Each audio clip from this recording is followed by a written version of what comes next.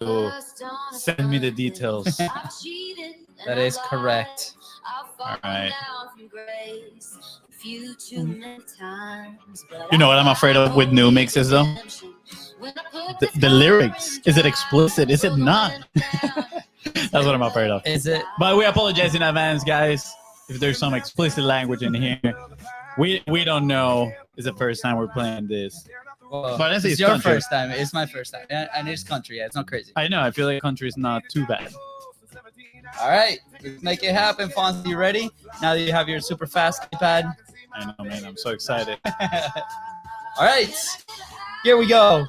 What's up, everybody? Happy Wednesday. Happy Hump Day. Welcome to Contents Profit Live. Oh, yeah. What's up, Fonzie? I'm good. I'm caffeinated. And I'm ready. I had so much caffeine today. Today I actually tried for the first time. I forgot the name of it. It's like an iced coffee, I guess it's called. I don't know.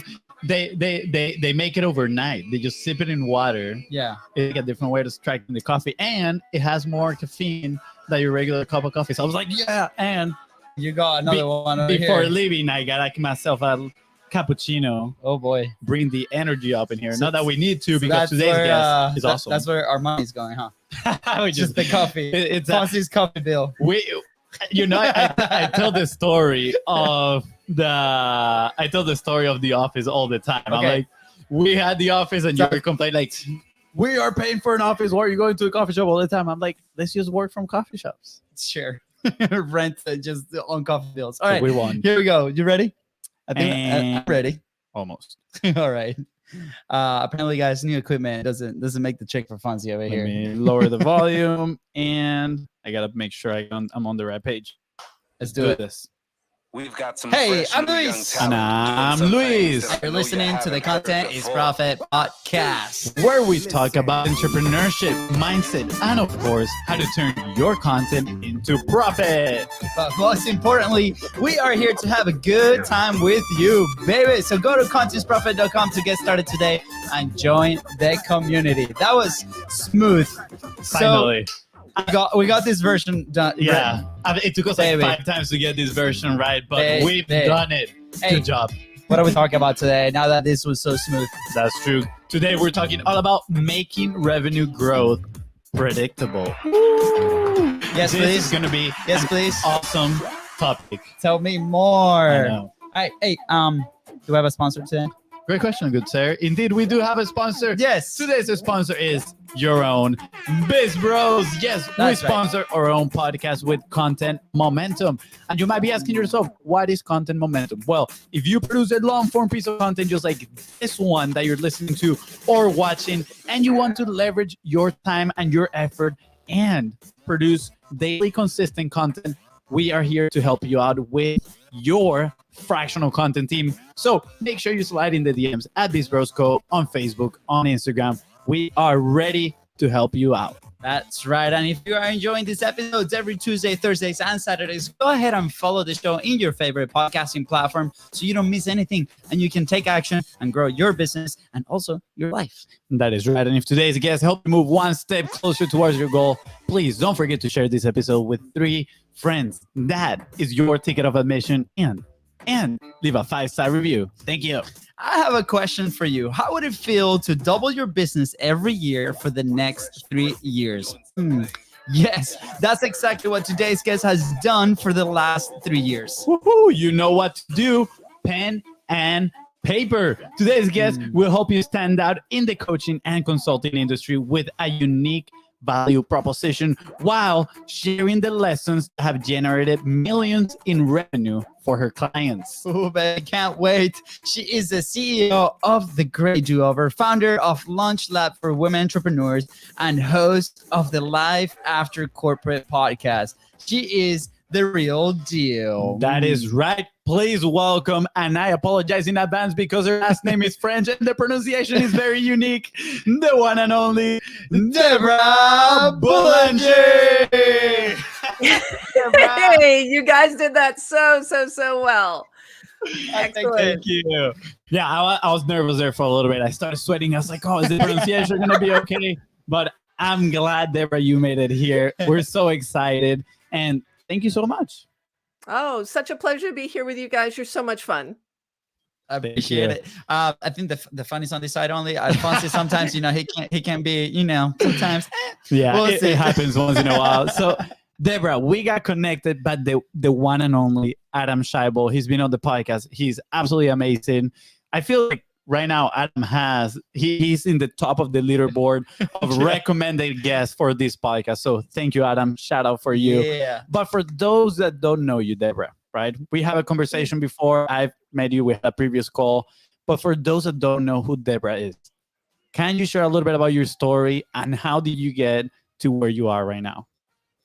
Yeah. So, I was a good corporate citizen. I drank the Kool-Aid that you went to college, you got a job, you moved around a little bit in your job and you climbed that corporate ladder. And that worked for me until it didn't. I spent 20 years in product development, product management, product marketing, which means I'm selling services. I'm creating and selling services in that space.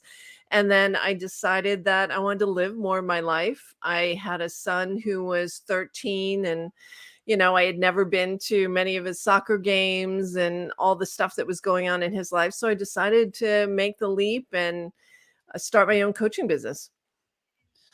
Wow. I love it. So part of the people that listen to, including us, it's we from the very beginning probably we rejected corporate or like that the idea of corporate from a very early stage, especially us. We're like, we're gonna go there, right? And we didn't. We just found different ways to kind of finance our adventure so far, right? But there's a lot of people that maybe in that position that made that choice. Like, what drove you first to drive that choice, and then obviously how were you able to make that final decision? Obviously, your son and your family was a big driver, but like, what do you remember the moment you made that decision to fully transition? Yeah, I do. I was hitting burnout, and personally, I was getting a divorce in real life. And with that son being 13, I just wanted to be a rock for him, really, for whatever transition Mm. was going to happen. And I just knew that I had enough knowledge that I'd accumulated in the 20 years or so that I'd been in the corporate world, and I knew how to package, price, sell things and market. And so it was easy. I mean, now I wake up in the morning, and I don't know if you guys do this too. It's just like I pinch myself that I get to create.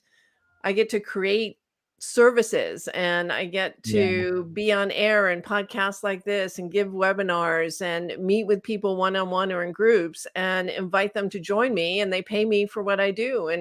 And I think it's the sweetest deal in the universe. And if everyone knew how sweet it was, more people would do it. And it would be an even more crowded channel than it is already.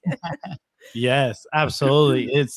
It is a blessing to, step into that role and be like, wow, I get to do something that I'm passionate about and help other people with this as well, right? And don't get me wrong, there's obviously ups Yeah. and downs, plenty of challenges. I mean, lately I've had a few conversations with some friends, and when I go to the challenges side of the conversation, I tell them like, Mhm. hey, yeah, it is tough, but I wouldn't change it for anything. Like the level of growth that I've achieved just because of going through those experiences has been absolutely amazing. So, talking about ups and downs, I'm sure you've had many once you left that corporate world, right? What Oh, maybe what yeah.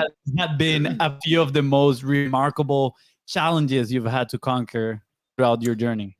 I think, making money, right? So let's be honest. This is not a path for people who are risk adverse, and you need to be able to Mm. fund your transition and pay yourself or pay your bills while you're building up the momentum in your business. But, secret that I'll reveal is that I started my business as a health coach. I Mm. had gone through that midlife transition and decided to get super healthy. And I was so passionate about health and wellness and spiritual, physical, emotional health that I started coaching women who were reinventing themselves in midlife. That's where the great Yeah. do-over came from. And then what I noticed is because I had been divorced and started dating again, that there were a lot of women out there who were super afraid, or they had all these stories about what would happen when they went out and started dating again. They were saying, oh, all the Mm. good men are already taken, or Men my age only want to date younger women. And so I started coaching women who were going back to dating after 40. And so that was one path I went down until it was like a really tough road. Like that was really tough. Like Yeah. yeah, that was a tough line of business. And then I realized after my son had gone to college that with all the entrepreneurs I had been around, they really struggled with finding their value proposition, Mhm. marketing their services, and putting a price on that and learning how to sell. Because you guys know when you start your own business, you are content creation, your product development, your sales, your marketing, your human resources, your finance, your Yeah. all of those things. And so I came equipped with a lot of skills in how to find that gap in the market that everyone else is missing so that you can create a product that really sells. And that once I discovered that and I started testing it out with a few of the women entrepreneurs that I had in my circle, they were like, "Oh my God, Deb, Yeah. where were you when we first got started?" Yeah. Yeah. Oh, that's amazing. Can I throw a little comment in there Sure. before you ask the next smart question? Sure. You mentioned it. We've actually kind of like touched base on this in a few episodes of the podcast, which is serving your journey, right? It's like what you're going through, you notice. So clearly there are problems in here and I want to solve them. I want to help the people that are, maybe 1-2 steps behind me with what I'm doing. And that is so important to recognize that. And I feel like it's such a natural thing because again, we have stages in our life where, that stage of your life, you were, out dating and learning about these problems that other women had. And now you evolve and you pivot as well. And you're in a different journey and you're helping people as well. You are, 2, 3, or like 100 steps ahead of the people that you're trying to help as well. But I just find that so incredible because especially for people that are trying to do that transition, right? Mhm. And let's call it that transition from the corporate world to the entrepreneurial world. What is probably one of the easiest way to find what to sell? Look at your journey, right? What stage in your journey have you been passionate about that you can look back at and say, wow, there are problems surrounding that area that many people have that I could potentially serve them, right? And I think that's a good stepping stone, a first stepping stone to actually build a business. That's actually kind of like how it happened to us when we transitioned into Right. the digital world. Yeah, absolutely. I think like with the story that you just shared, right? Like there's a moment where, you start with something because it's the thing that's connected to you, right? It's the thing that you're doing and you're sharing and people are like, how do you do that? Right. For example, for us, it's like, how do you guys run the show? How do you guys do it live? How do you guys do it 3 times a week? Like all these questions, right? Caffeine. That's the answer. Caffeine. Lots of caffeine. And then obviously there's different sections of the thing that we do, but a lot of questions, as soon as we started being consistent, that's what was happening. But also you also recognized that maybe for you, that market or that solution did not fit. Like it wasn't the perfect fit for you. So you adapt it, right? And that's okay. And sometimes, we've gone through this where when it was a decision to actually decide on content momentum and the thing that we do now for the last 2 years was really hard for us to let go of the other things because it was like, it was like the second moment again, be like, oh my gosh, like we're doing all these things, but like if we let go of that, like we let it go of our jobs before, what's gonna happen, right? It's like it's that trust. What is like a mental framework that you go through to do that? Have you had that experience multiple times, or it was just that one time and then you kind of deep dive into the solution you provide now? Yeah. Well, first of all, I want to go back and say I got the guy and I launched the business. So I Yes. Go. so um Standing ovation. Standing ovation from the crowd. and what I realized is, people get tripped up no matter what area of the world you're helping to solve, whatever problem you're helping to solve. For in the online dating world, it was like, oh, the last time I dated, people met at parties and bars, and there was no such thing as Hinge or Tinder or OkCupid. And so I had learned how to kind of game the algorithms to get better results, so I could teach that to other people. But what Yeah. happens when we leave a job and we go to launch a business is we're so focused on what's new that we're doing is that we forget all of the years of experience that we have that we brought to this new situation. And so for me, when I looked at it and saw that, oh, what I could really help with, what would get me super excited to get out of bed in the morning, is to help other entrepreneurs launch and grow their businesses, to be financially successful and financially independent. And for women, I think that was especially important, especially after divorce. I saw so many women just lose everything when they lost that relationship. So part of me saw that, but also saw that, I had done decades of market research. And if I can give your viewers one thing to take away, is too often we come up with what we think is a good idea. And then we put it out there in the marketplace and no one wants to buy it. There's crickets, right? Yeah. And so I think doing the due diligence and creating demand before you start building out supply, making sure people want to buy what you're selling, is the very first step in being successful in entrepreneurship. I love. So how do we go about doing that, right? And I love this because I remember very clearly the very first big investment that we did in ourselves and in the business, right? This mentorship or mentor said, you got to leave your ego aside. You cannot just say, I'm going to build this and then I'm just going to put it out into the world, right? Because it could be a wasted effort, right? You need to let the market vote with their wallet, because that's different things as well. You can show up with a product and tell them, hey, what do you think about this? And somebody can tell you, oh, it's absolutely amazing. But then you can ask them to buy and they can be like, oh, not right now. Thank you. Right. Or maybe later. And you're like, okay, well, there's some sort of dissonance in there between what you're telling me and your action. So let them vote with their wallet. So I love this, right? So how do we go about doing this due diligence and finding out what is it that we can put out into the market? You ask your clients, what's your biggest challenge? So you guys are all about content for profit, right? So what is your biggest challenge with making money from the content that you produce? Yeah, absolutely. Those open-ended questions and being a really curious listener. So the first step is really be curious. Get to know the people that you think you want to serve. And in that process, you'll get to know who's an ideal client and who's not. I mean, I'm sure you guys have experience working with people that were just like nightmares to work with, and you never want to repeat that experience. And then there are other clients that you work with where you wake up in the morning, you see that they're on your calendar, and you say, oh my God, yay, I get to work with Deb today. She's so much fun. And so that's kind of what it's about, is finding out what makes your clients tick. And if you do a great job, I just had my Launch Lab cohort today, and we were talking about this, and I gave an example of what really good market research looks like.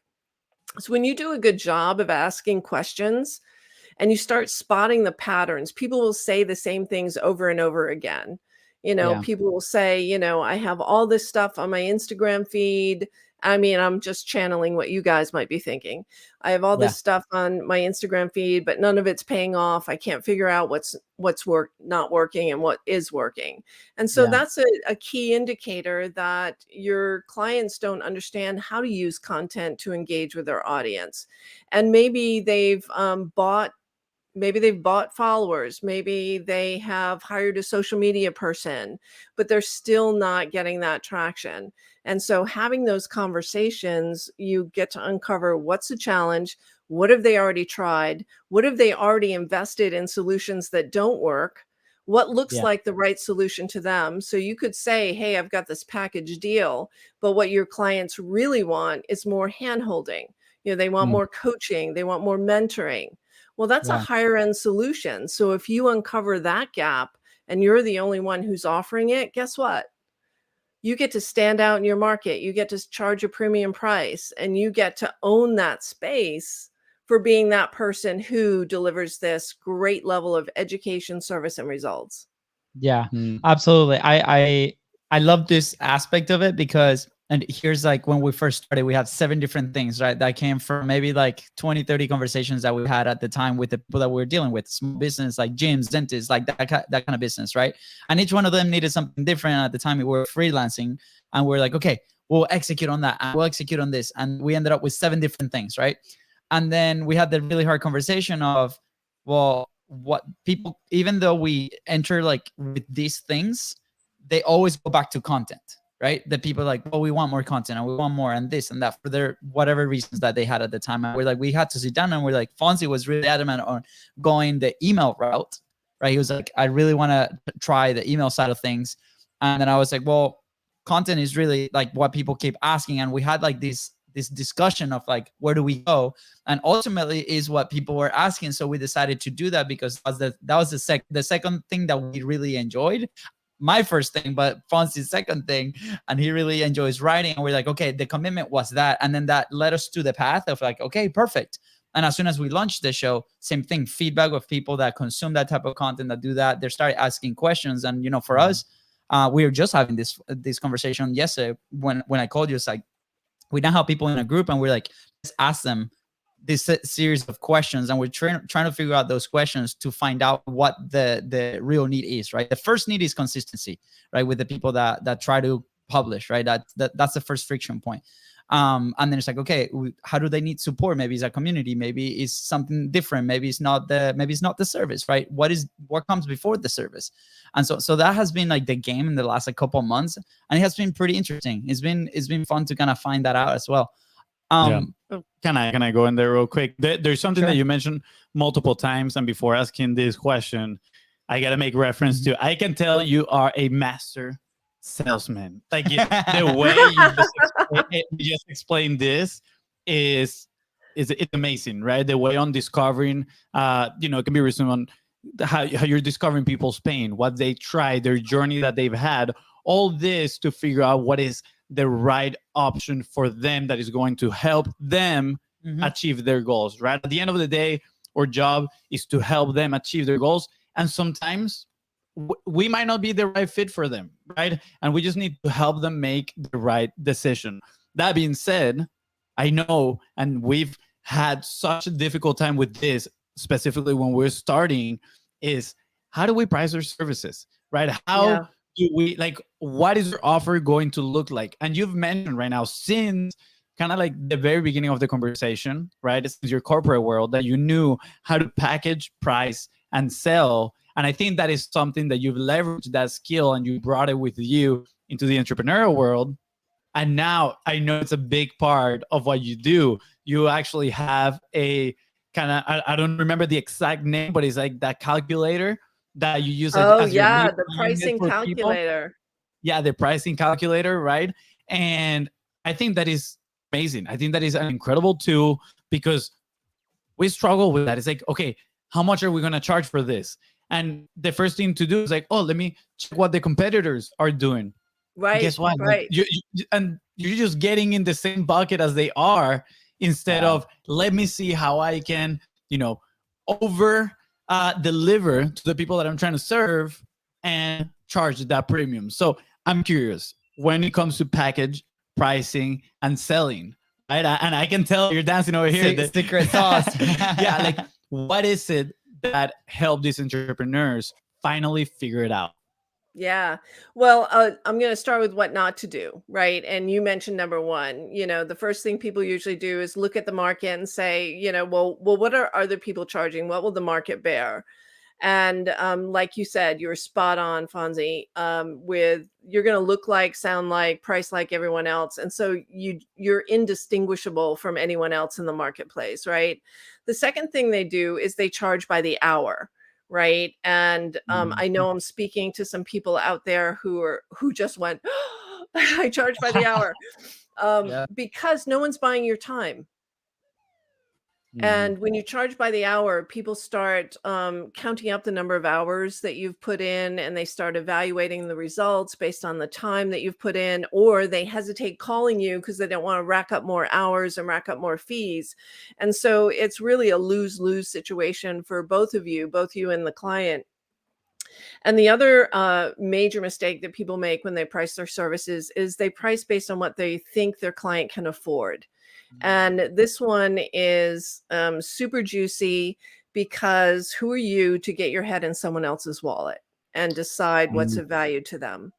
So when we decide for someone else what they can afford, we actually rob them of the ability to invest in themselves, to improve themselves, to get something that they desperately want, because our ego got in the way, our self-esteem got in the way, and we said, oh no, I can't ask this person to charge that. So those are the 3 pricing mistakes. 3 out of 5. Those are the big ones. And so how you price is based on, are you ready? Do you have a drum roll? Oh, We can give you one. There we go. All right. So how you price your services is based on your return on advantage, your ROA. So let me unpack this a little bit for you. Your ROA is the result that your ideal client gets from working with you. And it might not be an immediate return on investment like, oh, you did content for us for 6 months. What was our result of that? It's the result of that impact over time. All right. So if I teach you the skills of how to identify the unmet market need, how to package, price, message your services, what is the ultimate value of that to you as a business owner? for us, Well, Yeah. anyone. Yeah, go ahead. Yeah. What's the ultimate value of that? Exponential. I mean, it's like a lot, probably like I don't know if a number comes to mind, but it's like it's something that could last many years, right? And you can take that with you. Exactly. And exactly. I knew I liked you, Luis. Yes, thank God. Okay, yes. Yes. It's the exponential value over time. And so I just do a little mental math when I'm pricing, right? So if I'm pricing a service at, say, $5,000, my mental math is, can I get that person 10x that investment within a particular period of time? Will they learn enough here that they can go off and generate 10 times the amount that they invested in me within, let's say, a year to 18 months at most? So that's kind of what I think about. And when you start having these conversations with your ideal clients in those, or your prospects in these sales situations, then you'll automatically stand out because you're elevating the conversation beyond hours and output. You're talking about what is the end result that your client really wants, and what's the business or personal reason that they want it. Because even if you're selling to businesses, you're selling to human beings, and human beings make emotional decisions.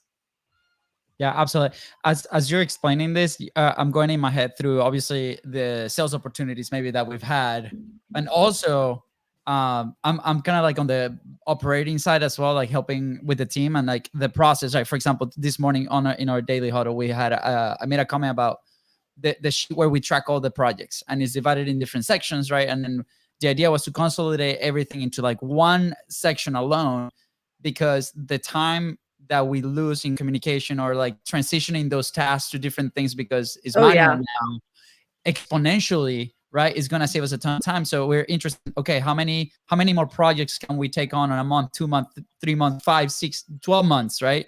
If we do this change this week, for example, right? And then I remember Fonzie had a really awesome conversation with one of our guests, and this guy is like an expert cold caller, right? And we're talking about the content, and we did a live role play. I think was it on his platform? Yeah, on his bike. His show. He's like, why don't you tell me right now? And we're like, sounds good. Let's go. And for him, his superpower is cold calling, right? So the conversation that we had was, okay, how many hours are you investing today or a week in creating your content, the multi-purposing aspect of it, distribution? And it was something like 3-4 hours, like a week at that point, right? Sounds good. Like how many calls can you make in 3 or 4 hours, right? And then we went down that route, and it was like, for him, it was such like the picture was so clear. We ended up signing and we ended up working with him, like which was a story. But those are things that maybe we should be doing more as well. But sometimes it slips through. What do you think that sometimes it slips through?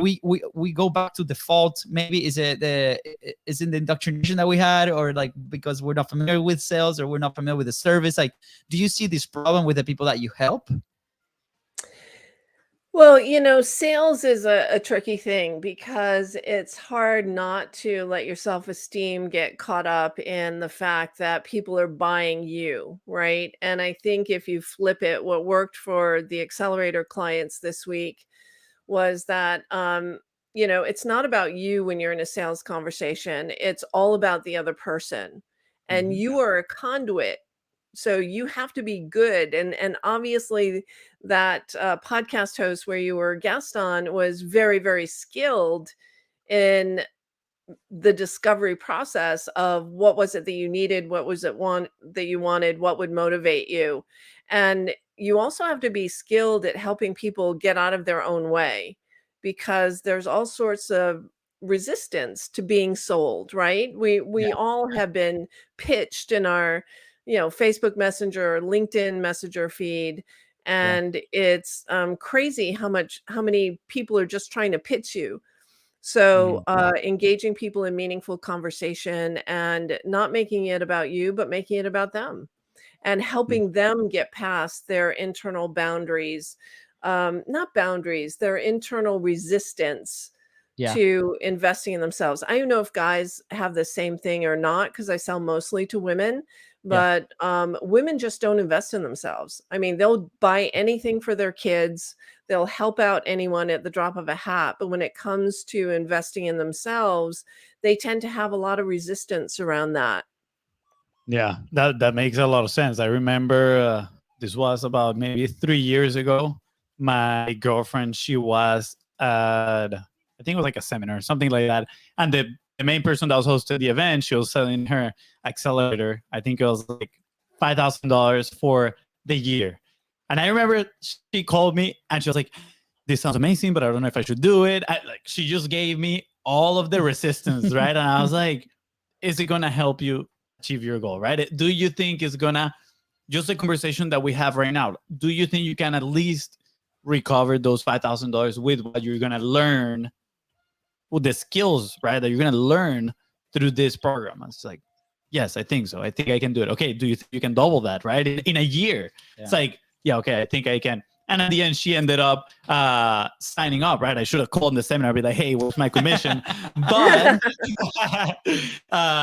like you said, is true. And I it's the same on the guys side of things, right? I do think some people, when you achieve a certain level and when you realize the value of investing on yourself, it becomes way easier because now you have the identity of the person that wants to improve, right? The person that is willing All the to time. invest in himself. But at first, just like you're saying, there's so much resistance because we have an identity that is like maybe scars on money, right? Or mindset is not an Yeah. abundant mindset. So to do that investment, we need to step into the new identity of, okay, I am the person that is investing in myself and that I can improve. And there's resistance between those two, right? That thing that you're calling resistance is that different between those two identities, and it's very, very challenging. And I actually had this epiphany about 2 weeks ago. I called my brother after a sales call. I was like, "Man, I I remember this thing I heard in a podcast. This guy was talking about how he asked everybody, who do you want to be, right? Like who do you want to be, who do you want to become, and I'm gonna hold you accountable of that person. Like if you act in not in accordance to who you're telling me you want to be, I'm gonna call you out, right?" So this, I see this happening a lot in like sales calls, and I finally realized, right, that was the epiphany, that people were telling me like, yes, I want that, and I want the platform, and I want the podcast, and I want to connect with influential people.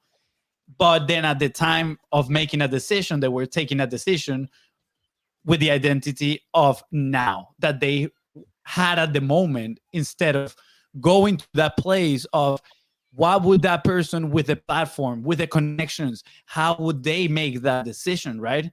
And it's my job to hold them accountable and tell them, hey, you want to be here. What is that? What do you think? What do you believe is the right decision for you to make, right? And again, that resistance is huge. But like you mentioned, we're doing this for them. If we don't do it, it's just a disservice at the That's end of the right. day. So when you Yeah. get those objections, good for you, Fonzie, because you were staying present with that person. staying present with that person and holding them accountable to what they already said. I can't remember who said it, but there was a master coach who said, you can't coach on what your client doesn't say. So the Mm, whole process of having a discovery call or a sales conversation is to help your prospective client understand where are they now and how is that holding them back from where they want to be, and what happens if nothing changes. And I Mhm. love the way you reframed that. Well, here's the person that you're becoming. What decision would that person make in this situation? Or on the reverse side of that coin, you could also say, is this has this type of thinking gotten in the way in the past? Has this yeah. prevented you from getting what you really want? And is this the type of thinking that you're bringing into this conversation right now? Yeah. And so that's another way, whatever works for you. There's no one perfect sales Yeah. script. And I think the most important thing is that you're authentic and that you work on your sales skills. I think it's really important. And I got to Yeah. say, you know, Fonzie, when you open this up, you made me sound like I had all of these rad skills that I was bringing to this. I want you to know that I was petrified Mm, to speak in public. wow. So I had all these skills, but they were very introverted skills. Market research, product Yeah. development was all behind the scenes. I was not up front. I did not love sales. So this is a learned behavior on my part. So if you think I'm Mm, skilled at it now, then thank you very much. I worked very hard, and Yeah. talk about coaching. I coach with a coach every year. It's my most precious decision, is who I'm going to pay to be my coach this year, wow. Love because it. it's so important that someone bring you to the next level. Absolutely. Yeah. Absolutely. I this is so good in, I know. many ways. I'm very curious. Why do you decide to publish, right? Because like you mentioned, the introvert skills, you worked really hard to Mhm. get to where you are now, right? Like I'm publishing is not easy for the majority of people, right? Like Specifically for introverted specifically people. for introverted people. Like for a little bit of our story is I think we consider ourselves. Well, Fonzie considers himself a weirdo. I could no, I'm kidding. He considers himself an ambivert. Like he can A adapt a weirdo. little bit, and I consider myself a little bit more of an extrovert. And personally, we never really had. I personally didn't really have an issue with the camera in my face. I had the issue with the camera in my face out there in public, right? Yeah. So like online, it wasn't an issue. It was like when I was recording with people around me. Because then you're the weirdo. Then I'm the weirdo. But we've worked through that, right? And Yeah. today just an example where like in our team call and we're just singing and doing this like crazy speech in the middle of a coffee shop, and everyone's looking and like, hey, that's me, right? But he came after like 2 years of doing this thing. So what led you to publish consistently like you are now? Because there's Yeah. a lot of people in that position where like they're trying to fight that and be like, okay, I know Mhm. I know I need it, I know it's necessary, I know it's gonna help me, but I'm finding some resistance there. Yeah. So I grew up in a different generation, like flash alert. I didn't grow up with a cell phone in my hand. So I Mhm. wasn't in high school and college taking selfies.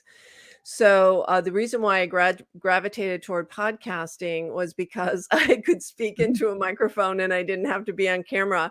And then, I hire Adam Scheibly to produce my podcast. He was like, what's really good, Deb, is if you get on YouTube and you publish your video as well as your audio in your podcast. And, I have a social media agency that I work with too. And they're like, Deb, just do a reel. It's not easy. So here, let's break this down. There's a difference between self-esteem and self-confidence. I have a lot of Mhm. self-esteem. I'm not always confident in front of the camera. And confidence is actually easier to overcome, because self-esteem is like what you were talking about before, Fonzie, with like the scarcity mindset, the messages you Yeah. got as a kid, the things that really weighed you down, right? Mhm. And confidence is about doing things that feel hard that you've never done before. So I got confident speaking when I created a framework for closing clients through webinars. And once I Mhm. realized that that framework really worked for me, then I just, you haven't asked me yet, but how I doubled my business year after year after year was I just dialed in on what was working. And in 2020, everyone was asking, oh my God, who knows how to do a good webinar? I even built a course called Standout Webinars on how to give excellent webinars and close people every time you speak. So Yeah. all of that to say is that I was an introvert. I was on TV when I was 5 years old. I fell flat on my face. I was mortified. I was so embarrassed. Internally, I think I made a vow never to be seen again on camera. Yeah. So you overcome that stuff. Yeah. And having good coaches is how you do it. Yeah. I think I mean, I think it can be boiled down to doing the reps, right? And having being in the right environment. That is massive as well. Because if you are surrounding yourself with people that do not publish, do not do any of the things that you want to do, the resistance is just gonna get bigger, right? Like the the human behavior automatically kind of like molds to your environment. So if we're putting ourselves with people that are not action takers and not willing to put themselves out there, that's what's going to happen, right? And that, I think that's why the value of community lately has been, soaring, because people want to be either with a community that is going to level up, right? Or some people just want a community that's going to help them stay right where they are in the comfort zone. And I wanted to transition to that. Like, how did you double your business every year for 3 years in a row, which is absolutely mind blowing? And you already kind of mentioned there the webinar, right? Yeah. Can you guide us a little bit more in depth, right? Maybe I mean, you can share all the secrets if you want to, right? But the whole idea is for people to be like, wow, I want to experience one of these webinars, right? So what are some of the key elements that people should look for when trying to implement a webinar strategy inside of their business? Well, yeah, and if you want to learn the webinar framework, I'm actually doing a webinar tomorrow on the on the pricing masterclass. So tomorrow I do the pricing masterclass. Later on in February, I do the Convert Clients When You Speak webinar. But we can drop those links later on Yes. in your group for people who want to do that.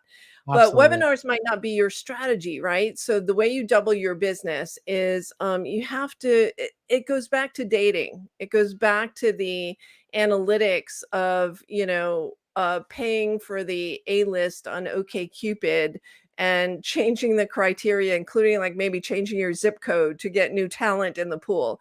It's like dialing in on what works for you, looking back at, who are my ideal clients and where did they come from, and spotting the patterns. And they Yeah. all came from that networking group I belong to. Well, let me spend some more time there and let me offer my services there. Maybe I can teach more on their curriculum.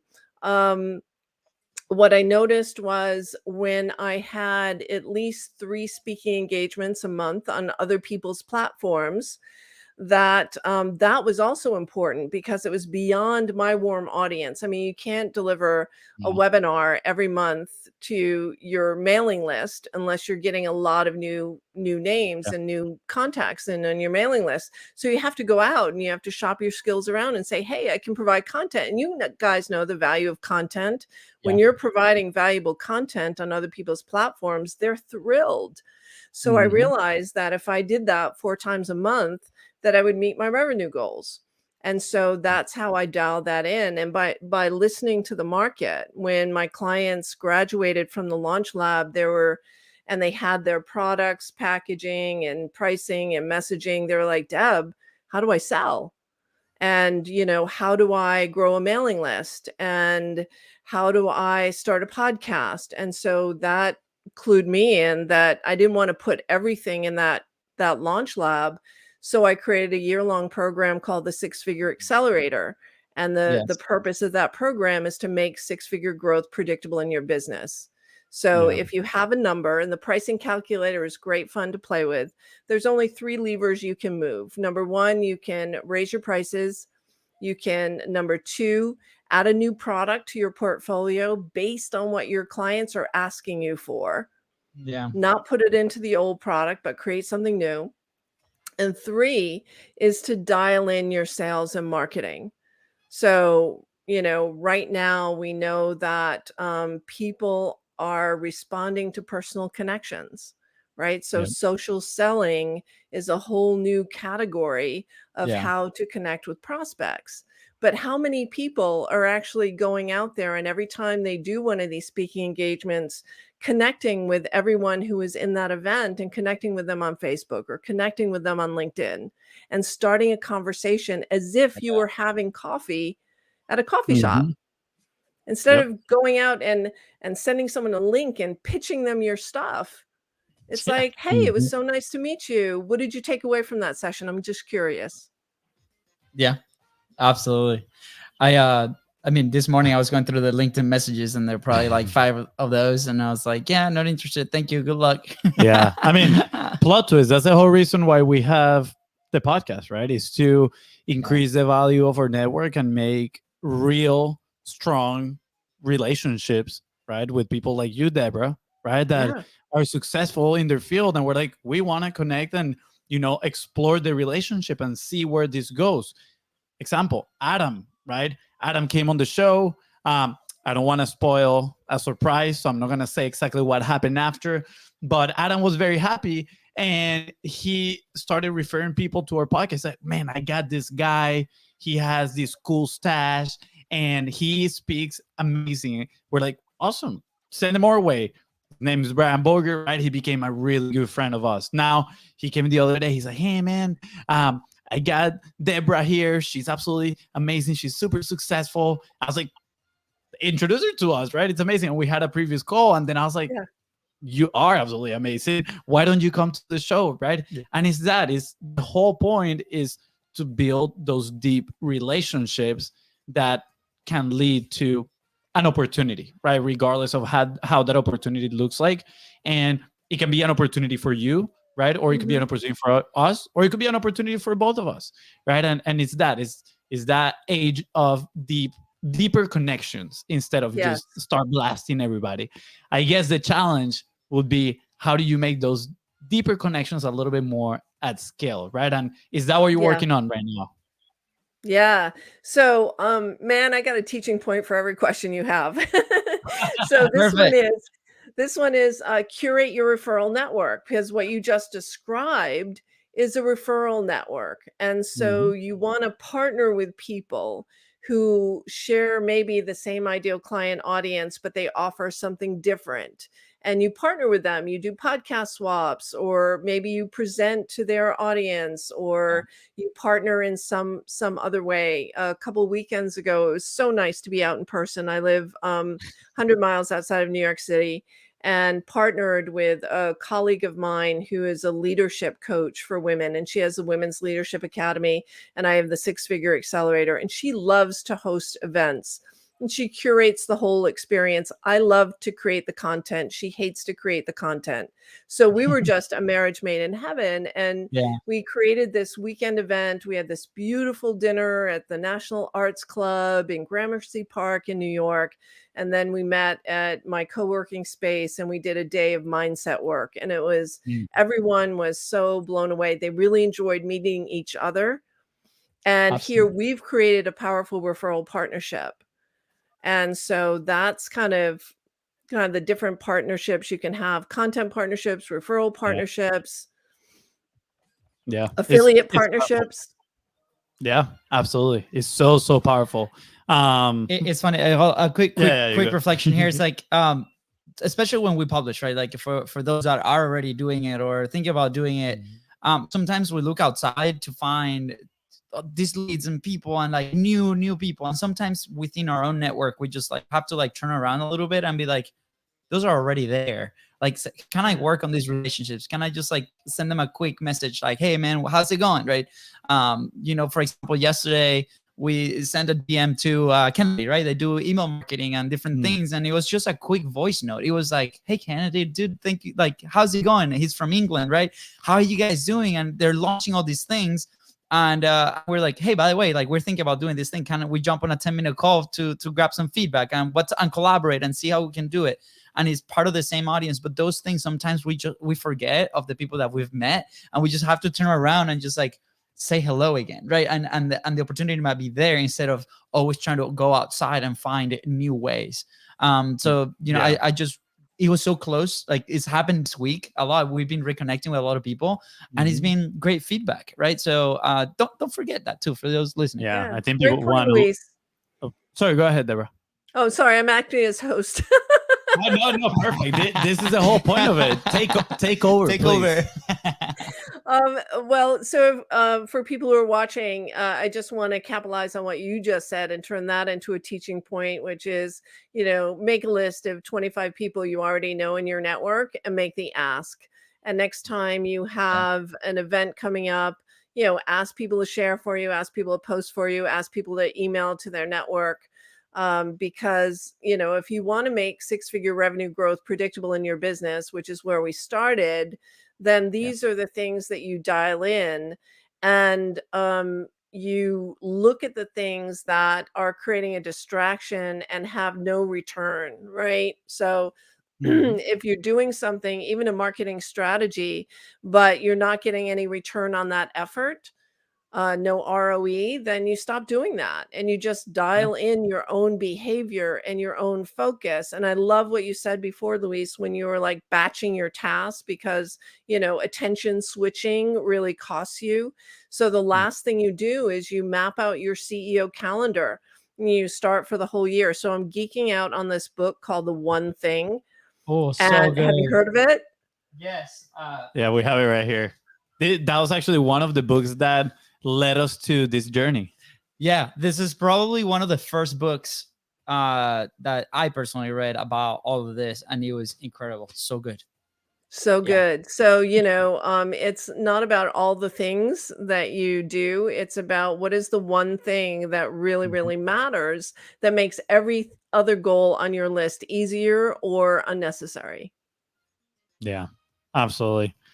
Debra, this has been absolutely amazing. I really don't want this conversation to end, but we're going to put a bookmark right here and we're going to come back for a part 2 one of these days. But before we head out, we have a few more questions that we always ask. Don't just 2. You say few, and it's like 10 more. It's more like 3, actually. But that's fine. We will extend. Debra, first of all, where can people find you? Where can people connect with you if they want to sign up to one of your amazing webinars, right? And learn all about this predictable growth and how they can grow their business. Where should they go? Yeah, so on any number of social platforms, the best way to find me is on LinkedIn. There aren't a lot of Deb Boulangers out there in the world, and I'm pretty recognizable. So, Deb Boulanger, listen to the Life After Corporate podcast. That would really make my heart sing. So, if you love the business advice that we shared today, there's lots more of it on Life After Corporate. And yeah, that's the best way. My email box is not the best way to reach me right now. It's a little overwhelming. But if you send me a message on social media and you say, you heard me on this show, then I will be sure to respond. Yes. Thank you so much. That is Just absolutely don't pitch amazing. me. Yes, please don't. Guys, we're going to leave all the links at the bottom. So make sure you scroll down, tap them all, even if you need to open 5 tabs and then subscribe to the podcast, subscribe to the webinar, send her a message, not pitching her, right? And also, if you want that connection. pricing calculator, I'm sorry to interrupt you, Fonzie. Let's drop that in there. It's expertpricingcalculator.com. Expert is singular. There's no S. So expertpricingcalculator.com.